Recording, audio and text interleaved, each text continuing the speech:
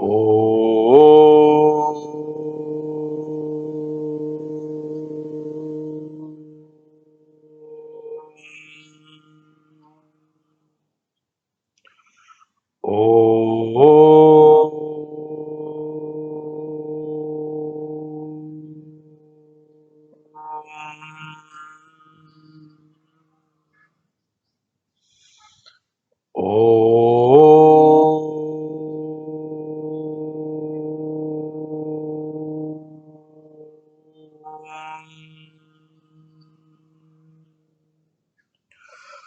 ओम श्री गणेशाय नमः। ओम श्री सरस्वत्यै नमः।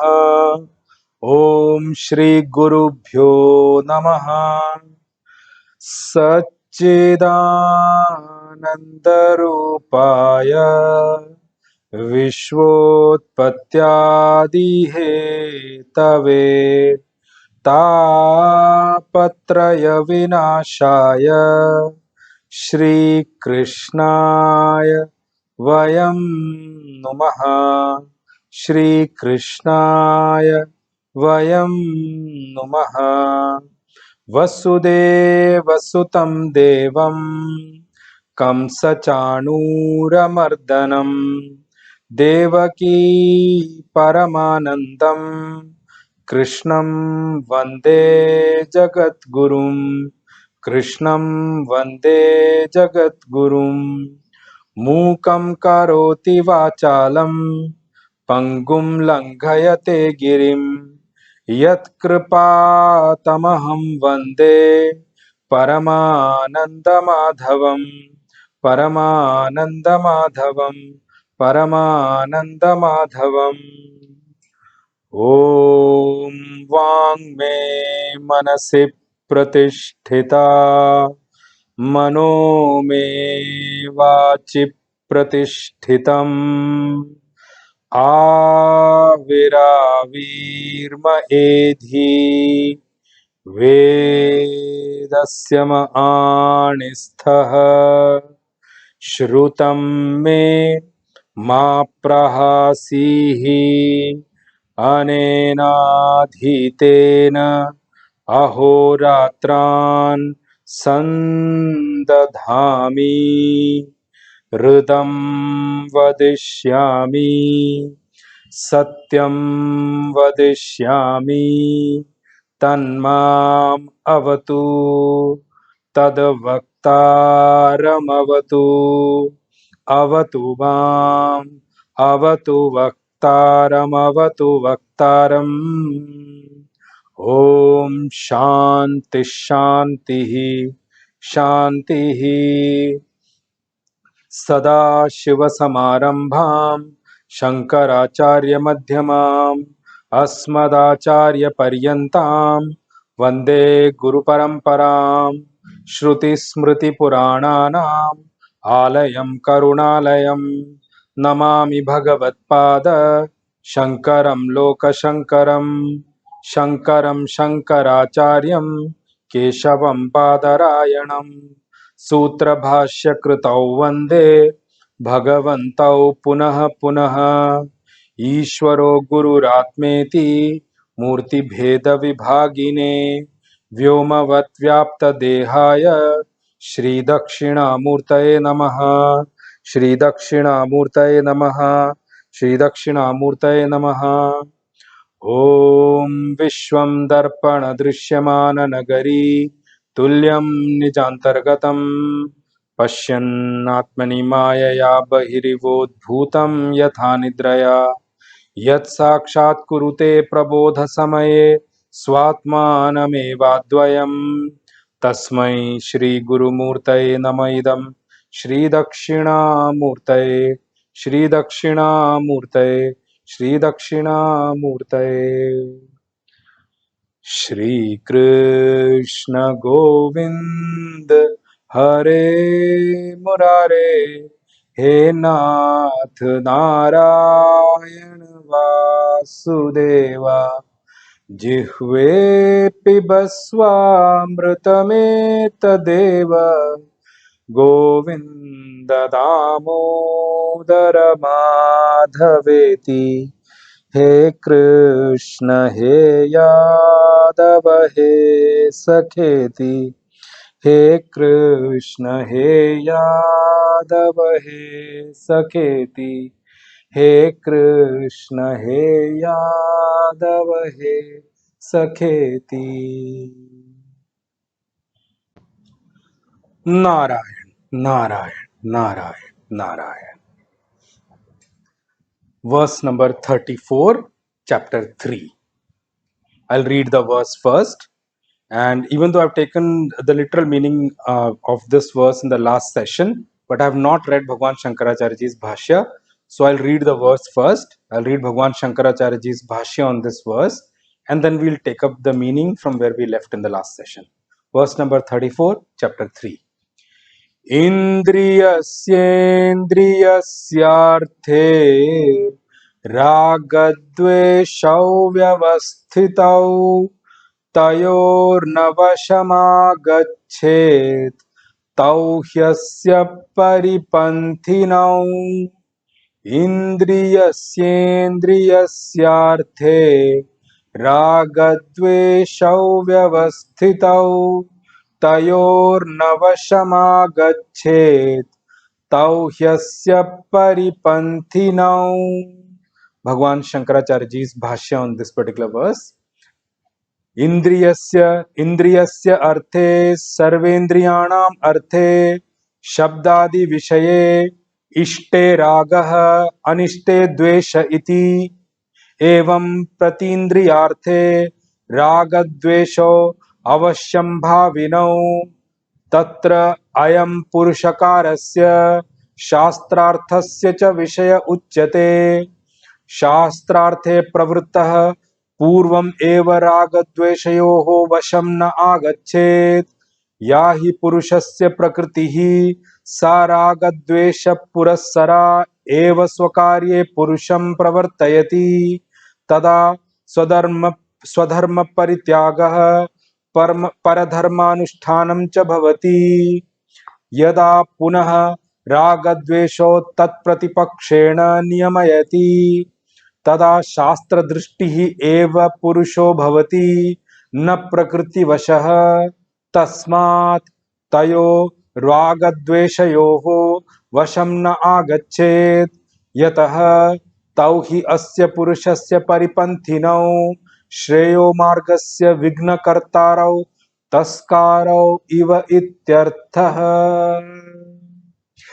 Supreme Consciousness Bhagwan Krishna, after elaborating upon the entire topic of Karma Yoga, is now moving on to explain certain peripheral aspects. Now, when I say peripheral aspects, don't take it as unimportant aspects. Bhagwan is now talking about some important aspects which we must understand and work upon to gain the necessary purity of Antakarana so that we can move ahead on the path of Karma Yoga by gaining and preparing ourselves in such a way that we become perfectly ready to grasp the topic of Sankhya Yoga or Sankhya Buddhi or the subject of self. As a preparatory steps, now Bhagwan is revealing certain sides of human nature which we need to understand. In the 33rd verse, Bhagwan already spoke about Sadrisham Cheshtate Swasyaha Prakritir Jnanavanapi, that we are all bound by our own nature, our own environment which we have created for us. We are brick by brick building a house of our own nature, and then we start living in that house and we start acting from that house. It is very difficult to break the walls of those houses to move out and gain a nature which is over encompassing, so to say, to understand the creation in such a way. Now I'll give you one small example, okay? And this example I'll give you from Pujya Gurudev's perspective, so you will understand what I'm wanting to say. When Pujya Gurudev set out from Uttar Kashi, he, after studying under Param Pujya our Parama Guru Swami Taponji Maharaj, after studying, he set out to give, spread this knowledge in the cities so that people in the cities can also gain from it. So, and his intention was that this knowledge should not be limited to the Himalayas. Only those who leave everything and come to Himalayas, not only those should get it. People in the city should also have access to it. Okay, now listen to this very carefully. Huh? So when I say have access to it, there are two different things here. Huh? One is we need to slowly, gradually develop the aptitude of learning to turn our attention that such knowledge exists, and slowly, gradually, I have to work towards that. So when Puja Gurudev said that this knowledge should be accessible to the people in the city, it means that they should know that such knowledge exists. Unless and until you know that such knowledge exists, slowly, gradually, once they know that such knowledge exists, they slowly, gradually will start developing interest towards it. Once they start developing interest, they will start working for it. That is how the slow growth process works. So Puja Gurudev, when he set out, so the first city he reached was Pune. So in Pune, he reached one Ganesh temple, and there were few devotees sitting there.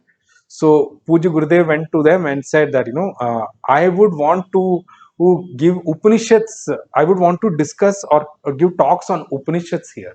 So the first thing which came out from the mouth of the people is that Upanishads, we are also hearing it for the first time really. Then he spoke a little bit in terms of giving the brief. So he said, this is the knowledge. He said, Swamiji, that you speak very well and the knowledge is very interesting. Those people who were sitting there, they said, but who will come for this? So Swamiji said, don't worry about that, at who will come. We should let it be available for people. So then said Swamiji, then it's okay. Then I'll do one thing. Where will you stay? It's okay, let's continue. And then he said, let's have a Jnana Yajna for few days, we complete one Upanishad. So Swamiji, that is fine. I would want that, we should organize this. But where will you stay? So Swamiji said, where will I stay? Multi-star hotel. So they all got a little shocked that, Swamiji, we are small devotees. How will we put you up in a 5-star hotel or something? So they thought that Swamiji is talking about that he'll stay in a 5-star hotel or something.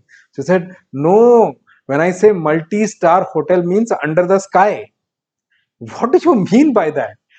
When we see great saints and sages, you will see that they always are many saints who are like parivrajak. Parivrajak means they keep moving. Charaiveti, Charaiveti. They keep on walking the length and breadth of the country. They are not interested in binding them to one particular building structure or home. They want that they should be able to walk. Why? Because when they walk also, they are experiencing the same Brahman which is all pervasive in this creation. And when they do that, they do not want to limit them to one particular structure or building structure or something like that. They want to be accessible to everyone.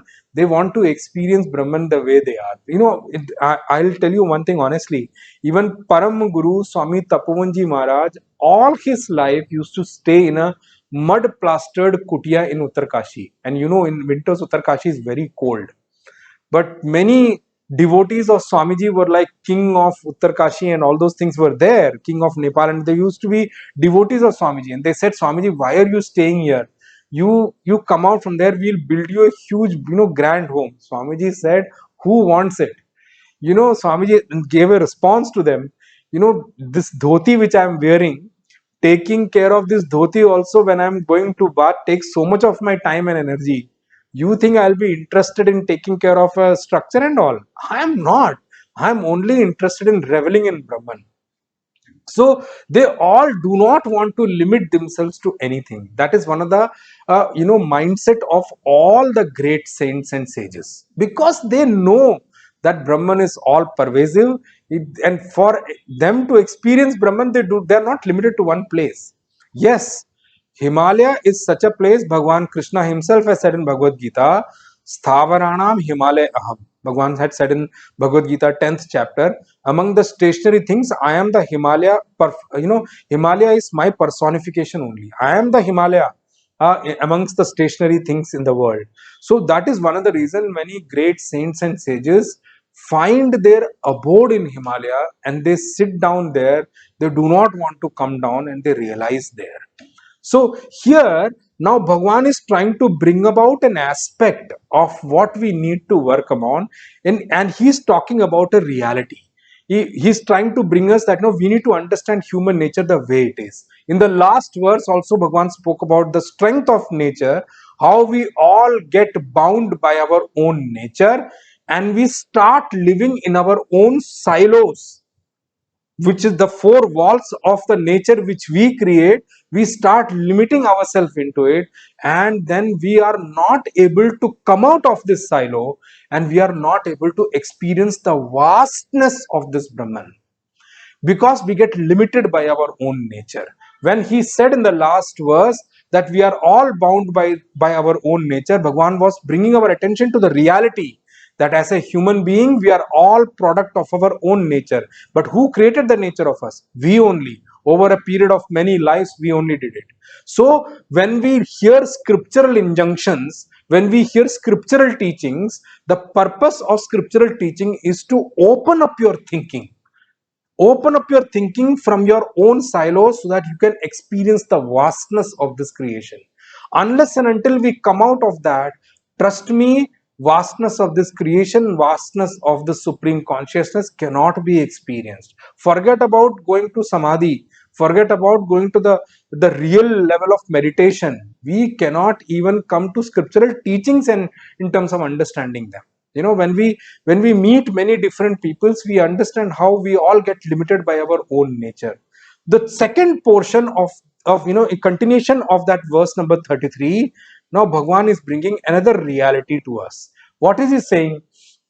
Indriyasyendriyasyarthe ragadveshau vyavastitau. We all should come to know this reality that our senses are made this way, and as long as we are in the human body and we have this faculty called senses in us, you cannot expect that they will not act in this way. They will act in this way. Now, is Bhagwan only talking that they will act in this way? Now nothing can be done. Let's repent on it and move on. No. In this verse itself, Bhagwan is telling us how to move out of it, what to do to come out of that aspect, and also Bhagwan is telling that the shortcoming of not working towards this. What will this habit, if given air to, if continued this way, is going to do to a seeker? A seeker, the moment one becomes a seeker, remember one thing in life is something which has to go constantly along with the seeker, that is alertness and vigilance. Why? Because this creation is very powerful. If we do not have this alertness and vigilance, it is but natural that we get swayed by this entire creation and we'll get caught up in its attraction. So this reality every seeker must know and should not regret after knowing this reality. Bhagwan, supreme consciousness Bhagwan is saying here, all the senses, when we look at all the senses, remember the respective objects of all these senses, respective objects of all these senses, it is natural that there will be raga and dvesha amongst the different objects of each of the senses, and it will definitely be there as long as we are in the human body and we have this faculty called senses. Even though it is natural that as long as we have senses, they will have liking and disliking among different objects of their respective area. But one thing Bhagwan is saying, the only one and teaching in here we need to remember is, even though it is true that liking and disliking, I'm using a reason, I'm using the word raga and dvesha as liking and disliking. You can put this into different levels, so to say. Raga and dvesha, you can term that in three different levels. At the lower level of intensity is liking and disliking. At a slightly higher level is going to be attachment and aversion. Okay, and further higher level or deeper level, which becomes difficult for us to manage, is deep attachment and hatred. Okay, they are all coined with the term called raga dvesha here. Even though it may be a different level of intensity, but you should understand it with the term called raga and dvesha. So it is natural that when we talk about the field of play of each of our senses, all of our senses in their respective field of action will have liking and disliking. I'm just giving you a small example, you will understand that. you know uh, the thing is, let's take the easiest one to understand. Let's take the example of food items. Okay, now food item is for taste and then for energy for us, but each one of us amongst the food item will have something which we like, something which we don't like. It is there for each one of us, and I've seen that in saints also. But the difference between us and the saints is, say, for saints, for great masters and great saints, they are not under the control of them. They are not under the control of their raga and dvesha, their likings and dislikings. Rather, they are in control of their likings and disliking. For us, what happens is, we get in control of the liking and disliking, and our action starts to get guided in the world through those likings and dislikings at the sensual level. Okay, this person I don't like, this person I love. So mind will want what? The person I love, I should always be surrounded by such people, and the person I hate, I should not even see them once. That's the normal way of thinking of each of our senses. Bhagwan is saying what? Tayoho vasham na agachet. Bhagwan is not saying remove them. You cannot remove them. As long as senses are there, liking and disliking, and at a further higher level, attachment and aversion, at a further higher level, or much higher level or much deeper level, it will be deep attachment and hatred will be there. Bhagwan is saying you cannot eradicate them as long as senses are there. But what you can do, tayoho vasham na agacche. You should not get swayed into action by them. They should not gain control over you. They should not gain control over your actions. They should not be the guiding factor for your actions. They should not be the one who are dancing over your head. They should not be the one who control you so much that you lose control on yourself. No, I'm telling you, I've seen in some people ill at a different level of action also. I told you in the last session also, I also come across many people, you know of course liking and disliking is a different thing altogether, but the only thing which I try to do, as what is taught by my guru and all, is that leave it there, let them be the way it is.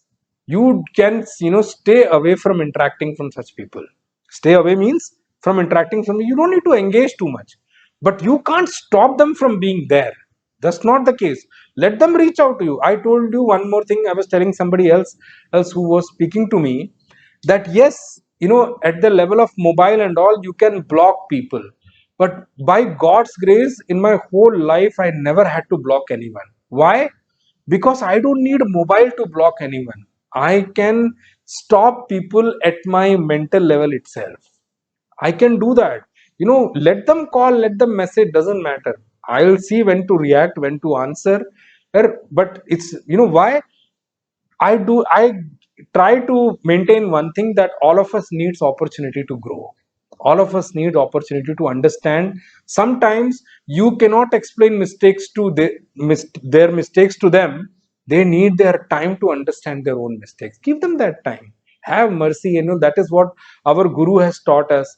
Our guru told us that you should be available to everyone. So that's why, by God's grace, I never had to block anyone on my mobile. My mobile connection for people are always open, but I will see when to interact with them. That is my choice. I will give them time to come up in case they have their behavior needs to be improved and they need to be ready, let them take their time. Everyone needs their own time to grow. We are all product of our own nature. I only spoke about in the last session. So here Bhagwan saying that tayoho vasham na agachet, those things which are not the things of my liking, even if they are presented in front of me, I should avoid violent reactions to them. I should avoid harsh reactions to them, even if the things which I don't like are presented to in front of me. Here, understand this word well. Okay, liking and disliking will be there as far as senses are there. And one of the best examples I tried to give you was the food. Do not get caught up, do not get affected by your attachment or liking so much that without the presence of objects of liking in your life, you start feeling that your life is a waste. See, I'm telling you, I come across people who are suffering because of this thing, and their suffering is because of their own ways. Nobody told them what to do. It's unfortunate. I told you in one of the sessions before also, and I tell in my interaction with listeners also. Trust me, one thing we all need in our life, all of us need in our life, is a guru in our life. I'm telling you honestly, you do not know the importance of guru in life. We need someone who is a torch bearer, who can show the path. Why? Because he has traveled those paths which we find it difficult to travel ourselves. So we need that light of knowledge of our guru.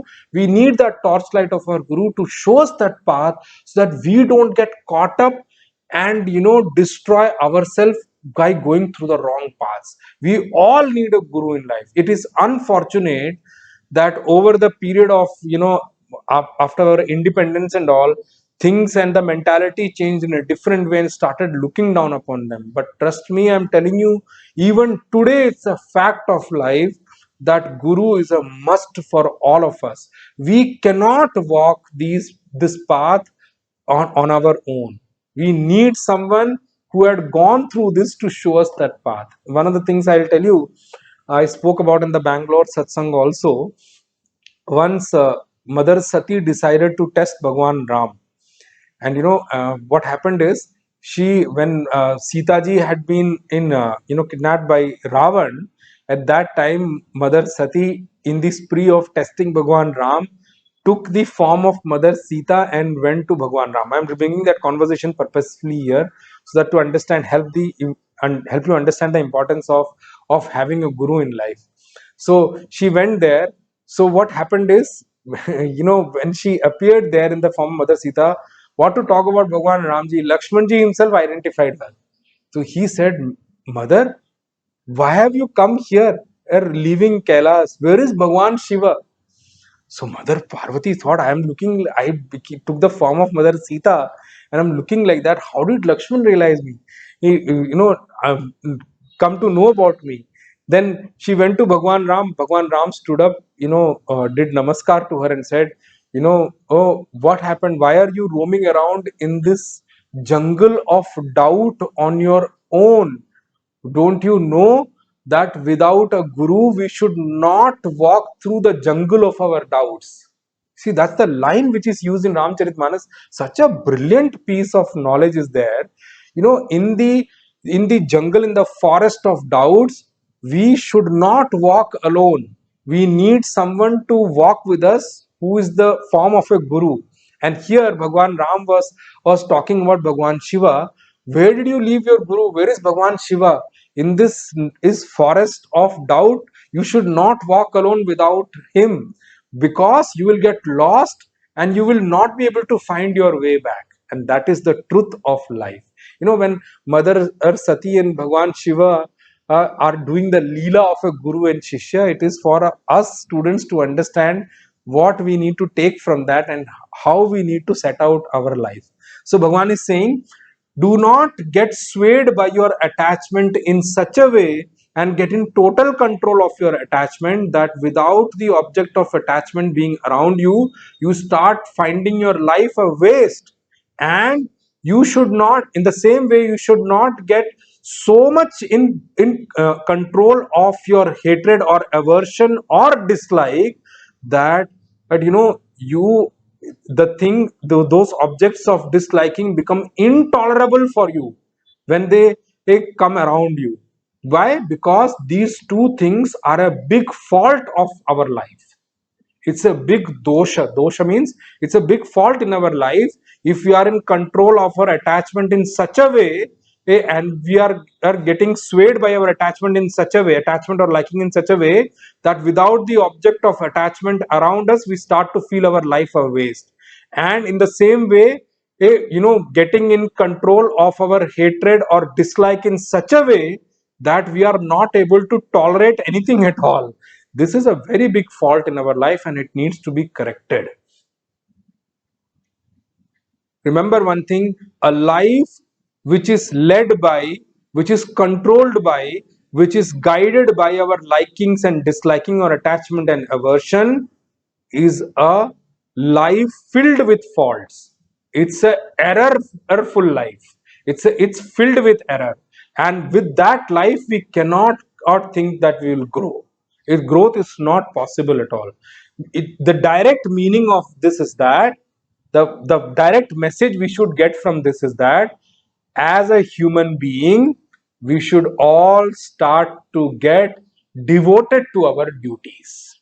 One, we should all start to get at start to focus on our goal in life, and we should move away from having a life which is with the only goal of which is desire fulfillment. So I'll use this word, we should become kartavya parayan, means we should get at focused on our duties. Lakshya parayan, we should have complete focus on our goal of life. And we should not become ichha parayan, we should not have only desire fulfillment as the only objective in life. Move away from desires, because desires are a very low level of desire fulfillment, are a very low level of living. So which technically translates to what? We should start to lead a life in the light of wisdom, in the and constantly make an effort to move towards our ultimate goal. We should always have in our mind attention towards our duties. This is what will be called as a human life. If on the contrary to that, a life which is controlled and governed and affected by our likings and disliking, attachments and aversions, or deep attachments and hatreds, are not to be called a life of a human. They are animalistic life. They are a life of animals alone, because animals live that kind of a life. So as a seeker, the first focus of us should be that in our life, the first focus of all of us should be that our always duty should come first. And even if the duty falls in the category of things which I don't like also, do not bother about your liking, just continue to do your duties.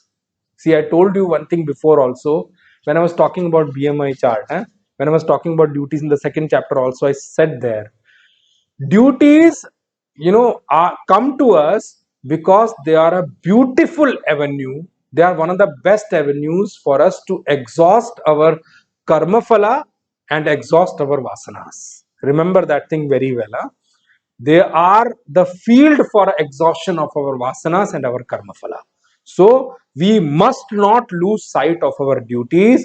We should have complete focus on our duties, and while doing the duties, if they fall into the field of our disliking also, do not bother about your liking and disliking. Just move ahead with your duties. As a seeker, we should not be controlled by our likings and dislikings. We should be controlled. We should have control of our life in such a way that our life is directed by the goal I have set in my life, should be according to the duties which have fallen in front of, which are kept in presented in front of me by my life.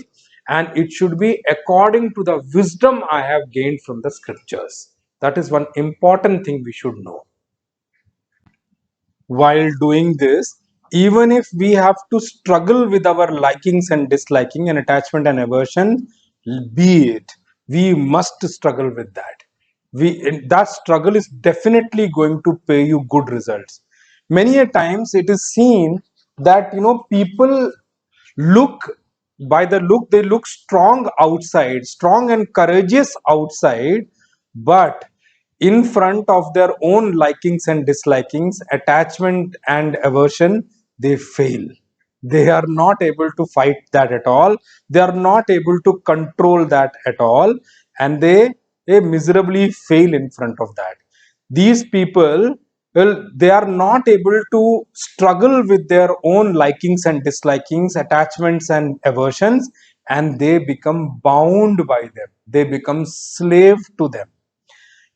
Such people, what happens with them, when the moment their liking or attachment and pushes them into a direction, they start running in that direction, even if that direction is wrong.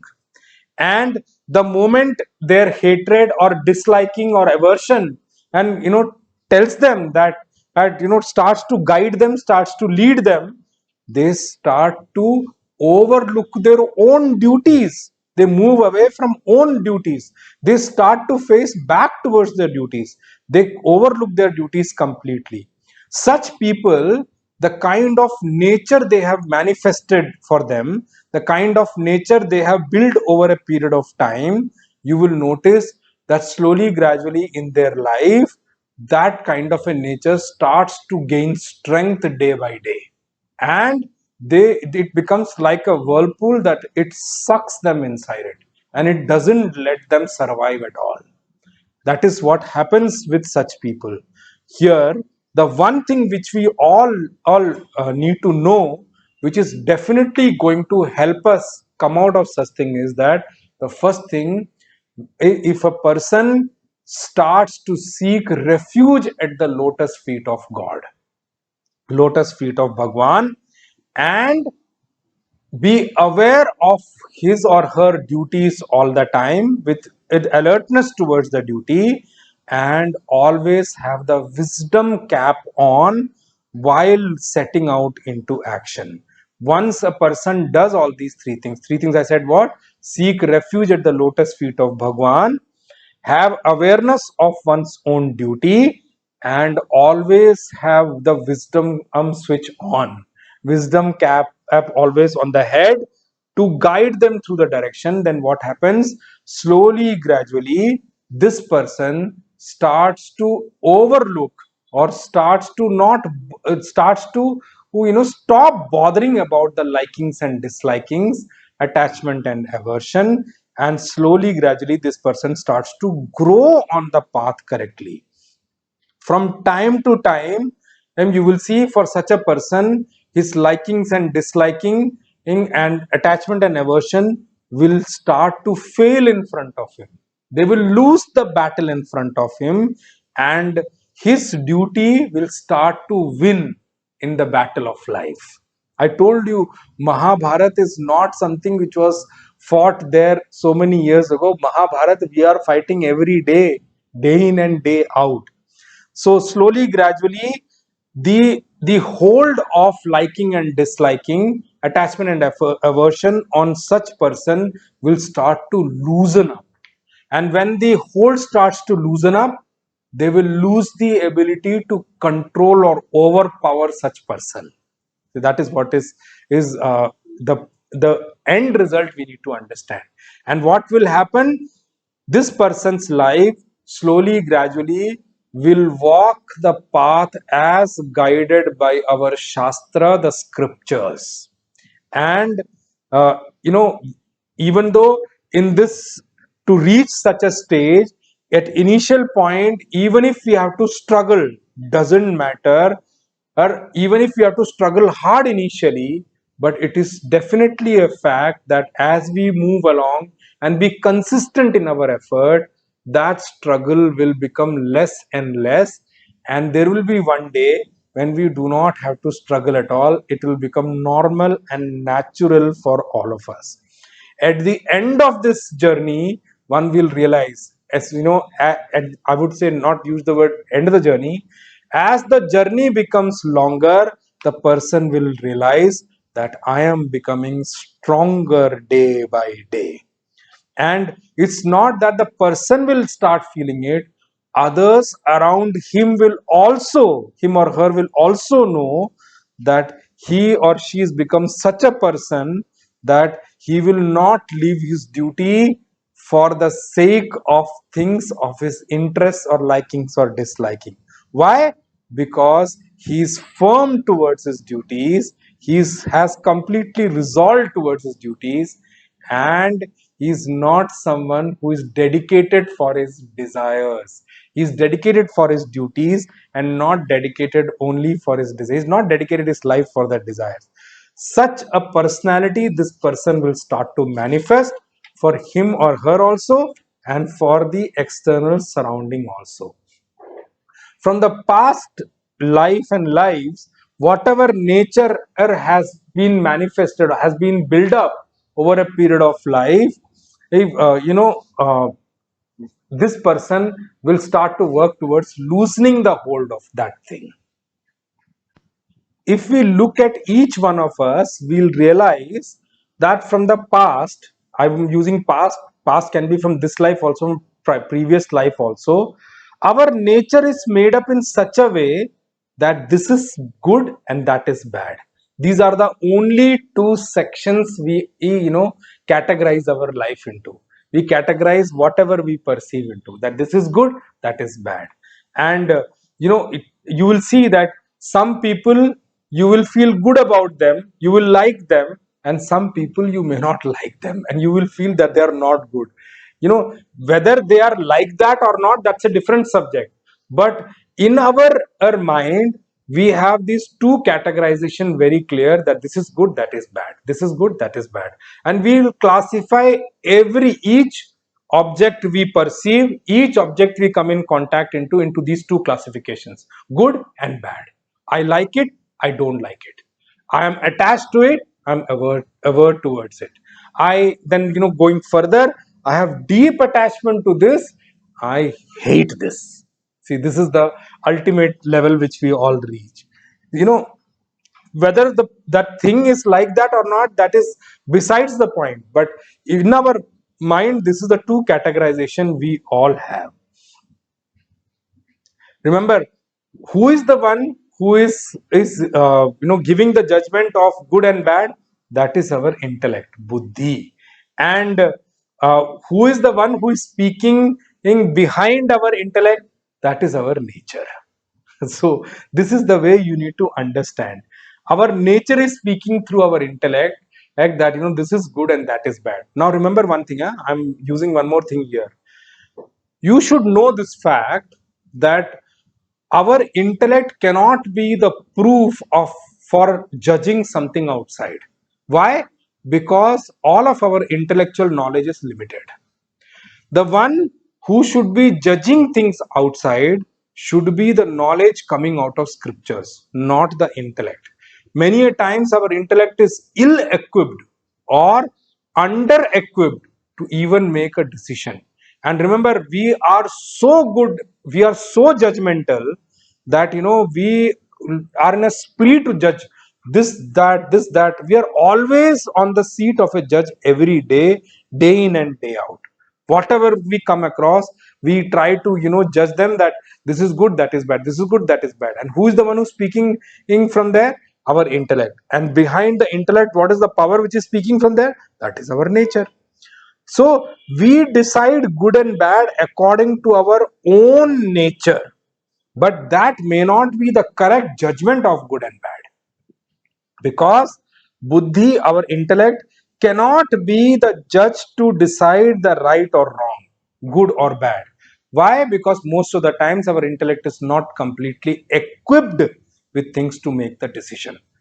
Just giving you an example, a judge sitting in a court need to know the law in its entirety to give a judgment.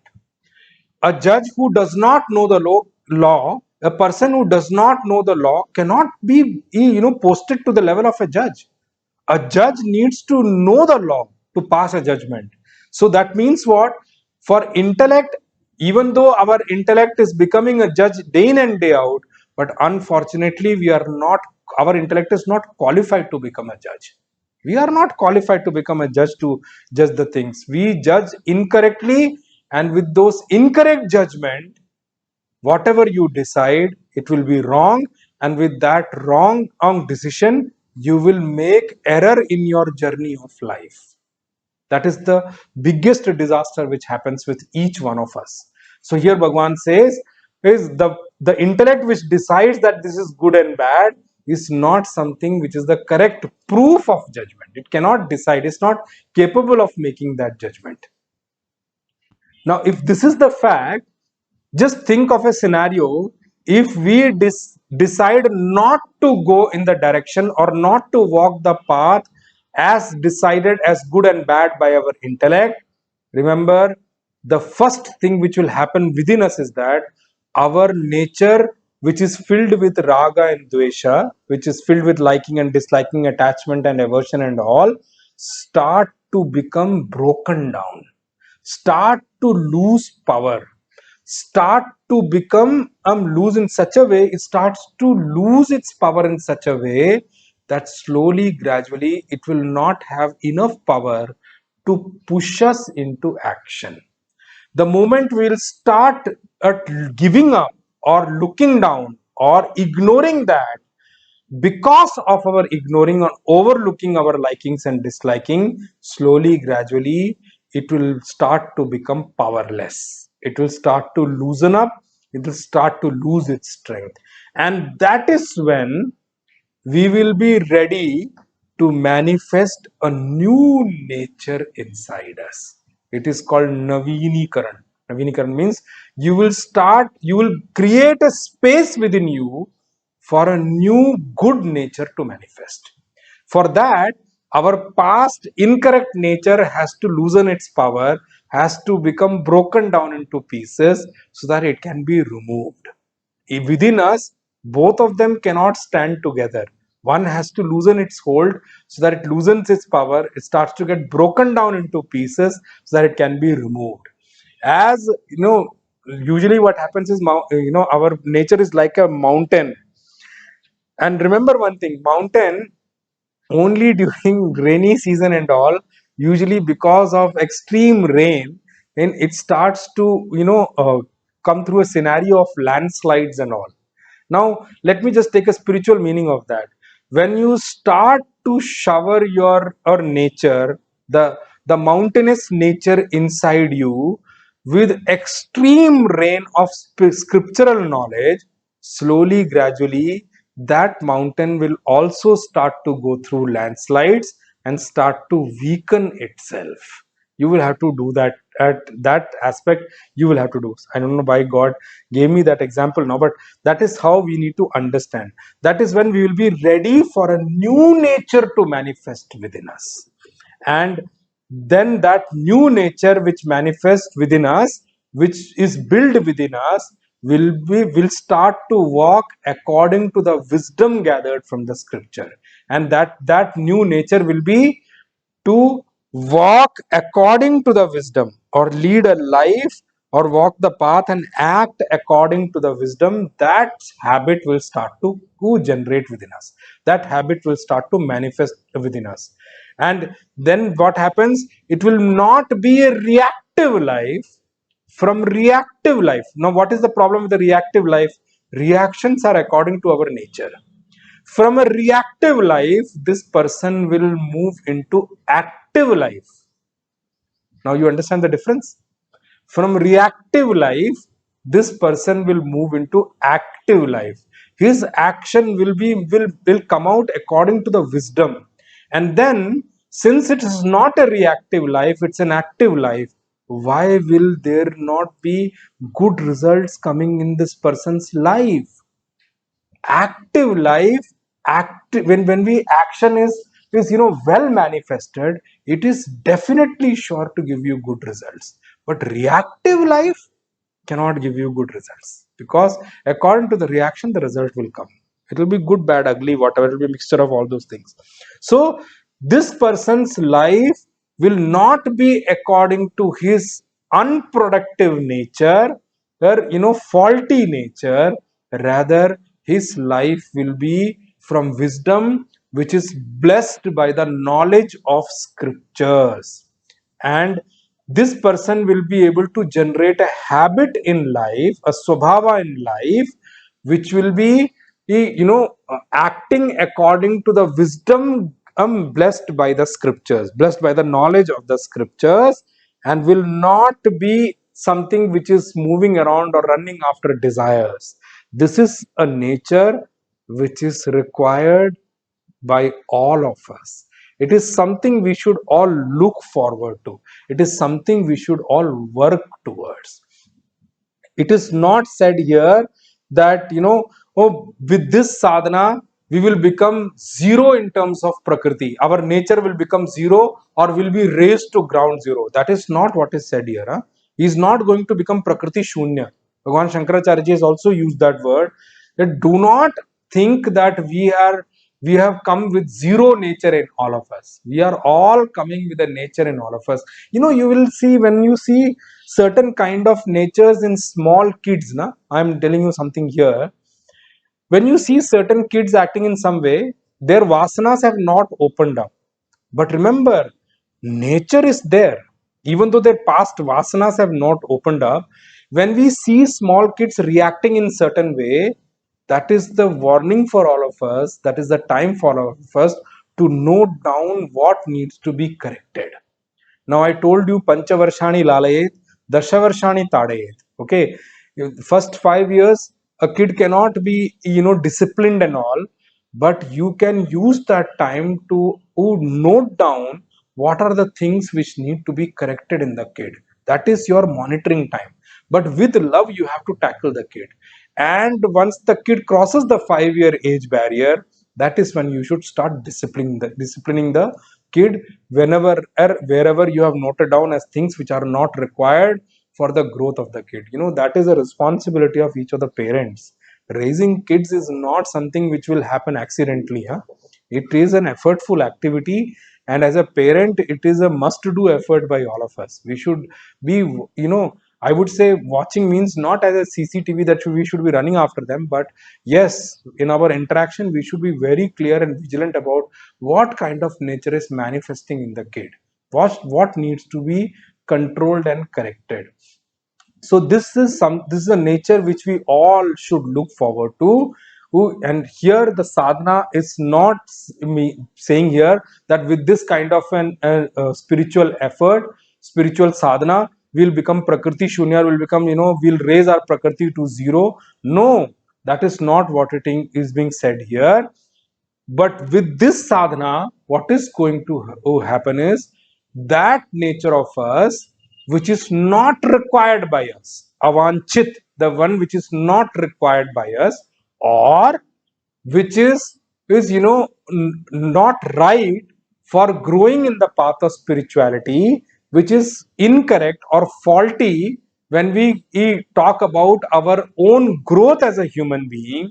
Those things will become loosened up. They will lose their power. They will start to get broken down. And once they start at getting broken down, we will be able to construct, we will be able to build those nature which are required by us for our personal growth in life. When I say personal growth, I'm not talking about horizontal growth here. I'm talking about vertical growth. Remember one thing, I tell you honestly one thing, if we grow horizontally, trust me, this word of mine here, and you can do your independent thinking and analysis of this particular thing. Your horizontal growth cannot give you vertical growth at all. Yes, you can use your horizontal growth or in bits and pieces to invest in your vertical growth, but the other way is very correct. Your vertical growth will not let you go down on horizontal also. With vertical growth, you will horizontally also grow. See, that is one thing which we also need to realize, is that as we grow vertically, horizontal growth will also come. There is a secret to that, but I'll discuss that some other time. But with horizontal growth, vertical growth is not going to happen automatically. With vertical growth, horizontal growth will happen, and has happened with many people also. It is for sure it will happen. And with vertical growth, horizontal growth is automatic. But with horizontal growth, there is a high possibility, forget about vertical growth, with many horizontal growths there is a vertical decline only. And you need to do your independent thinking and analysis on that. We can discuss it some other time, but here, that is one thing we need to understand, that our what you call that, at useless nature which is there, which is not useful for my vertical growth, or it is going to weaken up that particular useless nature. And with the weakening of non-required or useless nature, I'll be able to build or construct those which are required by me, and with that I'll be able to walk the path of vertical growth. And uh, because with this new build good nature, or new build nature which is going to drive capability of gaining the vertical growth for me, what is going to happen? One result is going to happen, that in my heart I'll start to have a new desire or jigyasa. I do not know how to term this word jigyasa in actually English. Actually, it's a deep desire. That is the only way I can translate, but it is called Jnatum Ichha Jignasa in Sanskrit. Jnatum means the desire to know something, Ichha. Okay, desire to know what? Not the worldly knowledge, desire to know about the three things in this creation. What? About me, about God, and about this Prakriti, about this creation. So that jignasa will start to come in us, and with that jignasa, with that deep desire to know the eternal truth, then only the trade of praman vyapar means the trade of scriptural knowledge will happen within me.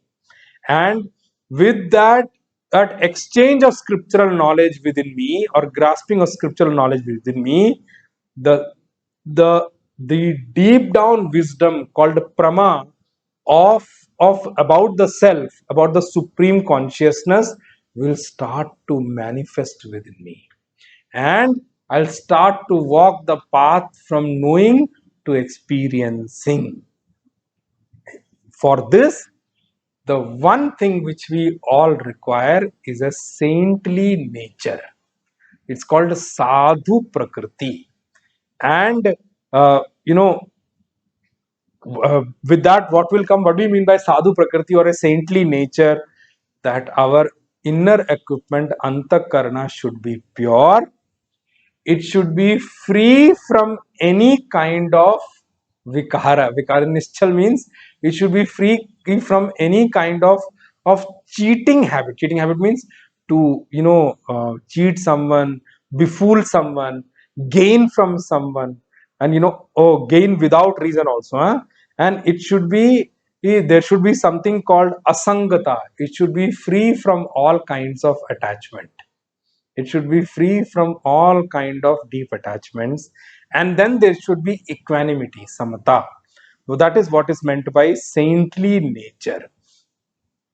But that saint should not have a deep identification of my people and other people, should not be there. That is what Bhagwan has said in Bhagavad Gita chapter 5th 25th verse. Bhagwan says, sarva bhuta hite rataha. He should have compassion and towards all beings in this creation, without any kind of selection between this or that. He should think that I would want to help each and everyone to grow. But remember, that doesn't mean that he will run after people to come, will help you grow. That's not what it's meant. Yes, people should be ready also. Oh, but he should not have aversion towards anyone. That is what is meant by here. That kind of a nature should be there, which is what is called here as saintly nature or saintly habit. one thing you will realize with this teaching of Supreme Consciousness, Bhagwan Krishna, that nowhere Bhagwan said that any human being will be there who will be completely devoid and free of these raga and dvesha. And raga and dvesha, I told you about the three intensity levels. Bhagwan accepts this fact and declares this, that there is no one in this world who will be free from this completely. Yes, liking and disliking. Yes, intensity matters from person to person. Some people are at the highest level of intensity of deep attachment and hatred, but there will be, everyone will have it in varying level of intensity. Saints may have liking and disliking also, but they are definitely not in the sway of them. Bhagwan only said this, that you should not come under the control of your raga and dvesha. It will be there, accept it, it will be there, but you should not controlled by them. You should not be, under the sway of them. Raga dvesha will definitely be there, in the varying level of intensities, but there is one side of people, one set of people who will be completely under the control of them, and there is another set of person who will be with the power of wisdom, with the power and strength of wisdom, will be able to ignore his raga and dvesha, will be able to overlook them, will be able to ensure that they do not control his life at all, they do not control his action at all. Our purushartha, our effort is required only in this way, that no, our effort, what is with this teaching, what Bhagwan is telling us is that we should direct our effort in this direction. Do not try to work towards being free from raga dvesha completely, that you'll remove them completely, don't even make an attempt, but our effort should be in this direction, that we should not be controlled by them. So Bhagavan is saying, don't fight your raga dvesha, that try to remove them. I should remove them. I should remove them. It's not going to happen at all. It will remain there. But the only one thing we should work towards and make an effort is that we should not be controlled. They should not gain control over us. That is one thing we should take care of. Supreme Consciousness Bhagavan Krishna says, those people who remain in the control of their raga and dvesha, you can understand the three intensities I spoke about, they do great destruction, they inflict great deep destruction on them. They have, what you call that, they inflict too much failure for them, they do lot of loss for them, they incur lot of loss for themselves. Tau hi esha paripanthi now. Why? Because these two, raga and dvesha, are the highway robbers on the path of spirituality for all the seekers. You see the beauty of how Bhagwan is mentioning. Paripanthi now. Bhagwan says they are highway robbers. They are hiding on the highway to completely loot you away of the wealth you have gained with your spiritual efforts, and make you completely drenched out for them, and make you walk back without anything, loot away your wealth completely, and make you completely lose them, and take a path back home. And that too, highway robbers, sometimes what happens is that they don't stop at only looting your wealth. Sometimes highway robbers end up killing the people also for, or stealing their wealth. See, that is the problem with highway robbery. So that is what Bhagwan is trying to say here. So the meaning, what you need to understand is that many people, if they have not come to control this raga and dvesha that way, they lose the path of spirituality, and they get completely looted away the wealth of spirituality whatever they have gained. And there are some set of people who not only lose the wealth they have gathered, they also lose their life. That is what you need to understand from this is example. As a seeker, that even if through our sadhana, through our devotional efforts, we have been able to collect some wealth, accumulate some wealth, but if we have not been able to, control the raga and dvesha within us, we have not been able to take a control over our likings and disliking in raga and dvesha, then remember, sometime or the other, this raga and dvesha we will take us to such paths, such routes that it will be completely opposite to our goal which we have set in life in terms of spirituality. And in that situation, what will this seeker end up doing? That is what Bhagavan is explaining in the next verse also. This seeker will completely walk opposite to the path of the scriptural path, and will take up the duties of paradharma. Paradharma means others' duties, and completely overlook or give up his or own duties. And from time immemorial, this is the problem which we as human beings, as jiva, are facing from time to time. This is our problem which has been walking with us from time immemorial. Bhagwan Bhashyakar, Bhagwan Shankaracharya ji says here, Yahi Purushasya Prakriti Sa Raga Dvesha Purassara. Whatever nature is manifested within us, whatever nature is there within each one of us, remember one thing, it is completely topped up and filled up to the brim with raga and dvesha. Raga dvesha purassara. It is completely filled with raga dvesha. Swakarye purusham pravartayati. This nature, pushes us into the action, and in our life, it pushes us into the action according to our raga and dvesha. This is something in which pushes us into different fields of different senses in their respective fields of action, but according to the raga and dvesha which is there, it will force us to act according to our raga and dvesha. Tada swadharma parityagaha paradharmanusthanaha. Wherever we were going, it will move us away from that path, and that thing which we are not supposed to do, it'll force us to take up that thinking as our own duty, and it will force us to do, it will make us end up doing those things which we are not supposed to do.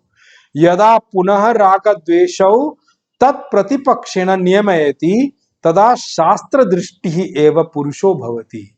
And the moment, as a human being, as a seeker, we decide to overlook or not look at our raga and dvesha, ignore that raga and dvesha, not get controlled by them, remember, that is the only time we will start to develop a vision as given by our scriptures, the sight given by our scriptures.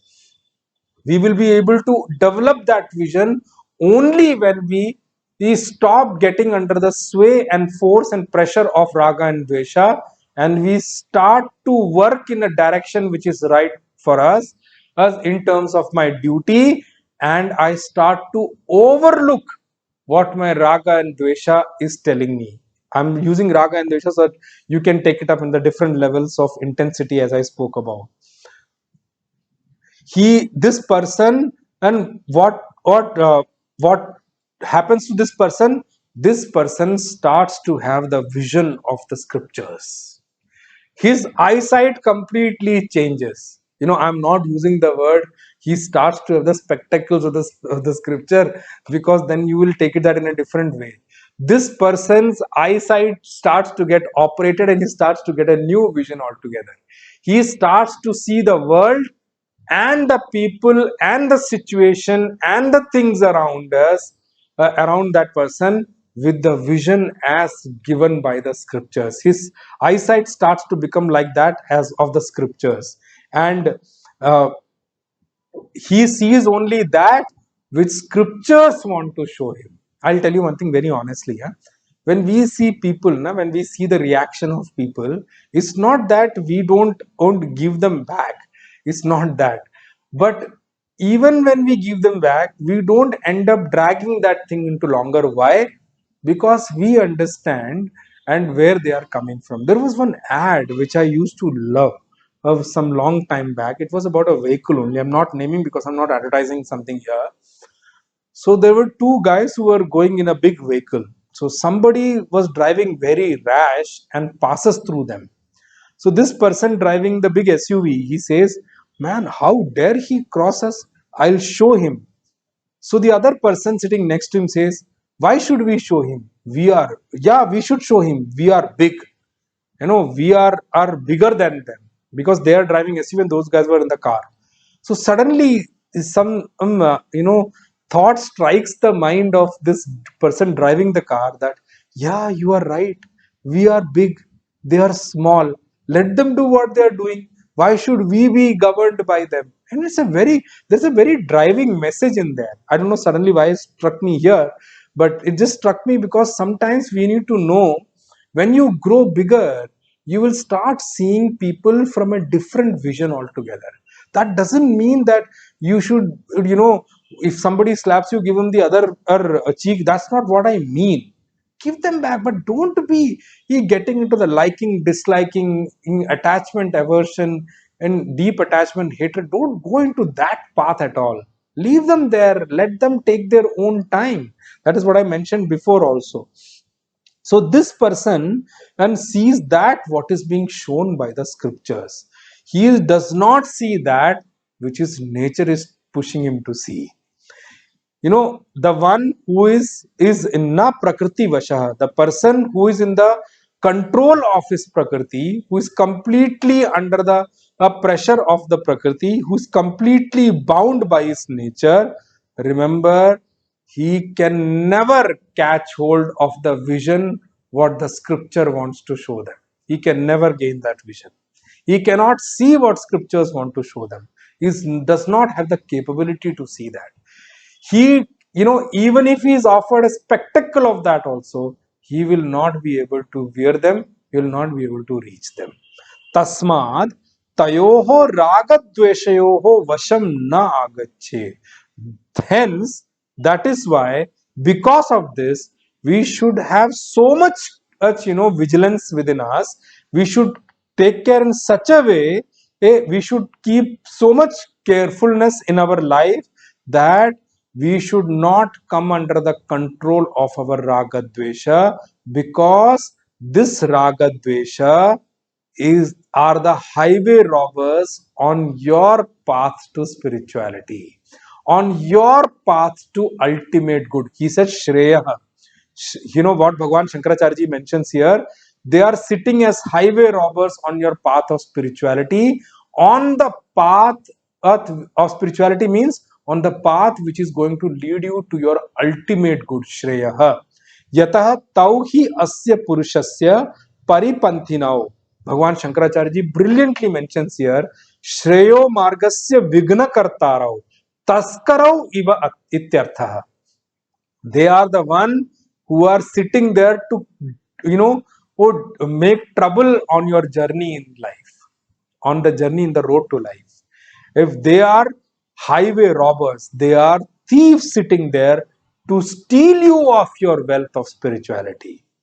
Now, a common man, what happens is a common man may feel that, aren't they saying too much and too sternly? Aren't they talking too much with this kind of a thing? Remember one thing, because how they will think, a common man will think, yeah, if I sit down and think, I can understand that hatred can be a troublemaker on my path of life. But how can raga, attachment, be a troublemaker? The attachment, what I feel, is my friend. He's my friend in need. He's the one who's giving me happiness. How are they saying that even attachment is a Vigna Kartarao? Vigna Kartarao means a troublemaker on my path of life. I thought he's a friend who is going to walk with me on the path of life, and I'll walk this path of life enjoying. I will go with enjoyment, stopping at multiple places, looking at the nature, enjoying my travel, driving and all. I feel raga, attachment, is a good friend. But the truth is, this is one thing which all you need to underline. The truth is, dvesha or disliking, aversion or hatred is nothing but a younger brother of raga only. The dvesha or hatred is a younger brother of attachment, liking, in deep attachment and all. Why? The thing you need to take back in this session is that, yes, it is true that we may feel it differently, but the fact of life is dvesha or hatred or disliking is actually younger brother of attachment or liking only. Why? Because remember one thing, disliking or aversion or hatred can only be there where there is liking, attachment or deep attachment. It starts with always liking, then it converts into disliking. You think over it, you will understand. We consider it the other way. That is why we all get befooled by this thought that actually raga or attachment is a good friend on my journey in the road of life, but actually it is not. We all get befooled by that. Y- You know, uh, because the attachment or liking does not seem like giving trouble to me or giving in pain to me, that is why we do not feel ill attachment or liking like that. But the truth you need to remember, because dvesha or hatred gives me pain directly, that is why I feel dvesha or hatred or disliking is painful. But attachment or liking does not look like giving me pain directly, so I don't feel that way. That's actually an error in our understanding, which we need to correct.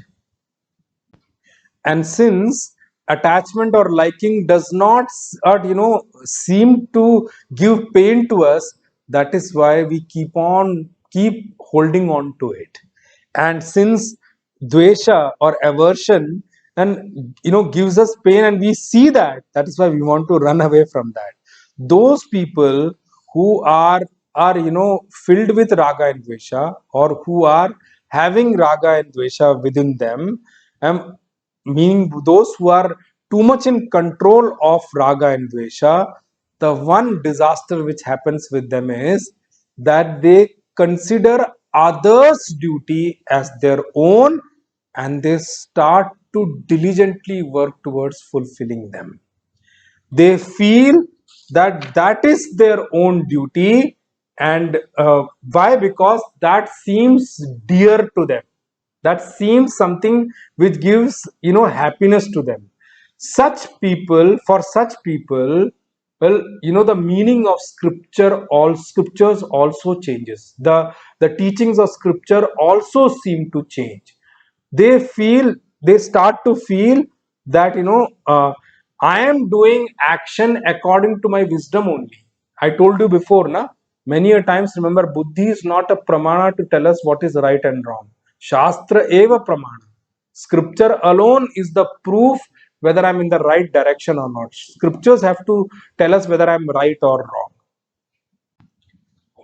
Pujya Karpatri Maharaj Ji used to say that, according to our knowledge, my actions are done. This is something each one of us understand and realize.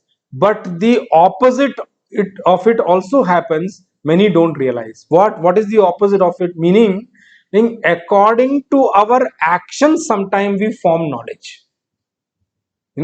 According to knowledge, if we do action, that is something which we all understand, but we don't understand one hidden aspect, that many a times according to our actions also knowledge is formed, knowledge is gained within our intellect.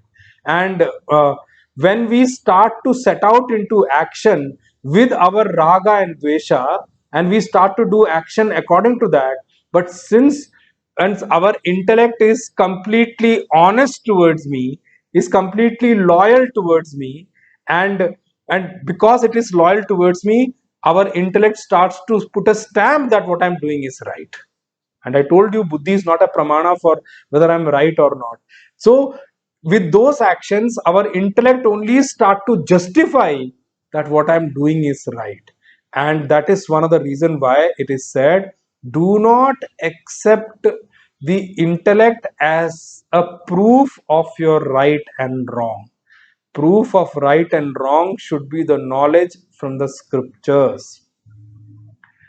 Just because something seems good to the intellect, that something seems good to the intellect, that may or may not be right. Even if something seems correct to the intellect, the practice we should all adapt is that, is that right and wrong being supported by the scriptures or not? That is something we should verify. How will we verify? For that we need guru. Guru need to tell us whether it is right or not, because we cannot go to the scriptures and see, so which page of the scripture should I see whether it is right or not? Have we read scriptures completely? That is one of the reason it is said in our scriptures that a guru should be shrotriya brahmanist. Remember one thing, many a times it is a fact, it is a fact that our intellectual decision can also be wrong. That is why do not depend upon your intellectual judgment too much.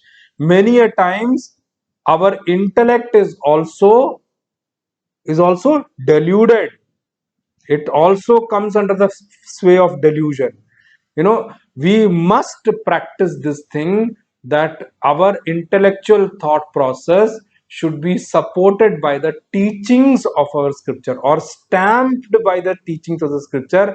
That is one habit which we all need to develop. Supreme consciousness, Bhagavan Krishna says, even if your duty seems strange and weird to you, even if it seems like that, then also you must do it. You must focus on it to do it.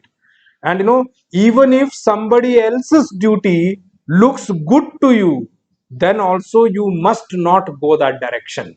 You must not take it up. You must not take it up as your own duty and fulfill them. Bhagavan says in the next verse, he's going to bring up that which we'll take up in the next session. While doing your respective duty, even if you reach the end of your life, meaning even if you reach death while doing your duty, you should not worry about that at all. Why? Because with that habit of doing your duty, with that focus of doing your duty, your next life will become good, will become easy. But if you continuously work towards fulfilling others' duty and give up yours, Bhagavan says, Paradharmo bhayavaha.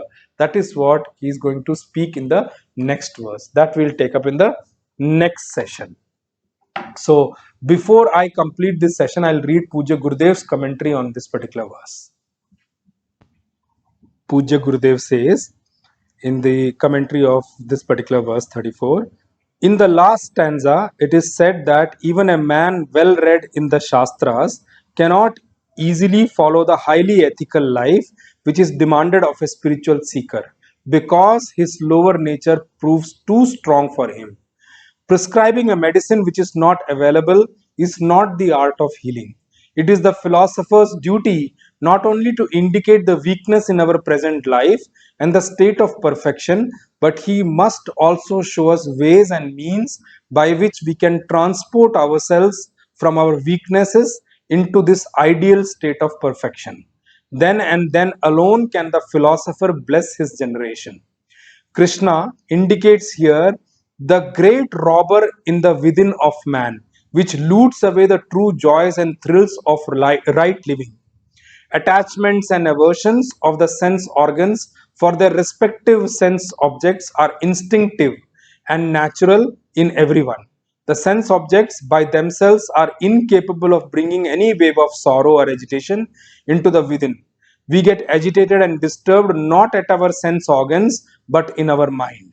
The mind gets disturbed because when the stimuli reach the mind, it accepts in its inherent mischief certain types of stimuli as good and their opposites as bad. Thereafter, it gets attached to the stimuli it experiences as good and develops an aversion for the opposite type of stimuli. Now, the mind is prepared to suffer the agonies of existence in the sorrowful plurality. Whenever it comes in contact with the infinite number of objects outside, it pants to court the things of its own attachment and labors to run away from the things of its own aversion. This excitement of the mind is truly its tragedy. Having stated this truth, Krishna advises all seekers, let none come under their sway.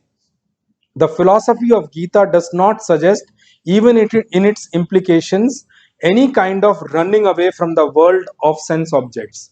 Krishna's creed is to live here and now, in the midst of situations in life, in this very world, and to experience them through our sacred vehicles of the body, mind, and intellect. The only insistence is that on all occasions, a wise man should be a master of the vehicles and not a helpless victim of these matter envelopments. And the secret of this mastery in life is to live free from the tyrannies of attachment and aversions. In order to detach ourselves from both our likes and dislikes, we have to get rid of our false egocentric vanities. Likes and dislikes belong to the ego. Therefore, all egoless acts, as we have explained earlier, accomplish a purgation of vasanas. Vasanas create the mind. Where the mind is, there revels the ego. To the extent the vasanas have been reduced, to that extent the mind has become non existent. Where the mind has ended, there the reflection of the consciousness called the ego has also ended. The methods by which we can bring about the Vasana purgation are explained in the next verse. That much for today. Rest we'll see in the next session. Kayena vacha manasendriyairva buddhyatmana va prakrite swabhavat karomi yadyat sakalam parasmai narayanaiti samarpayami Shriman Narayanaiti samarpayami Om Purnamadah Purnamidam Purnat Purnamudachyate Purnasya Purnamadaya Purnameva Vashishyate Om Shanti Shanti Shanti Harihi Om Shri Gurubhyo Namaha Harihi Om Om Tat Sat